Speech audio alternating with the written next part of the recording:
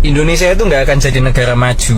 Jadi kalian nggak usah ngimpi kita bakal jadi negara maju, karena itu nggak mungkin, mustahil ya.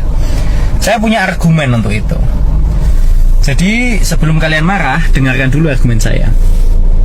Indonesia kan menganut sistem demokrasi, di mana yang paling banyak dipilih itu yang menang gitu. Nah, yang jadi masalah adalah apa alasan masyarakat dalam memilih seseorang? Apakah karena kecerdasannya? Apakah karena public speakingnya bagus? Apakah karena visi misinya yang bagus? Enggak. Bukan itu alasan masyarakat memilih. Yang saya perhatikan, kalau ada sosok yang viral, masyarakat suka.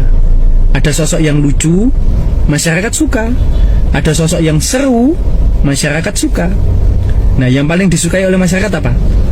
Amplop serangan fajarnya tebal. Lucunya apa? Sudah menerima amplop serangan fajar dan dipilih, rakyat masih mengharapkan bahwa orang yang ngasih serangan fajar itu tadi akan amanah. Kan konyol. Mereka ingin dipilih dengan cara nyogok kalian, tapi kalian berharap dia bisa amanah dalam mengemban tugasnya. Yo nggak mungkin lah, oneng.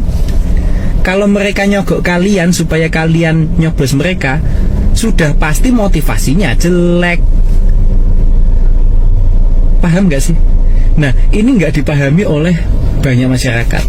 Karena apa? Karena kita itu literasi politiknya kurang, kosong, ya kan? Akhirnya kita milih asal-asalan. Viral dipilih, lucu dipilih, ya kan?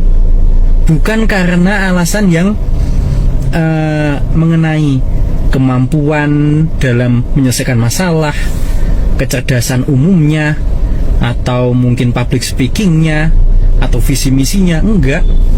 Kita itu memilih berdasarkan hal-hal yang kurang penting. Lah, kalau seandainya kita memilih hanya berdasarkan viral dan seru kayak gitu, ya nggak akan menjanjikan calon-calon seperti itu. Makanya kita nggak akan maju. Makanya suara kita nggak terwakilkan.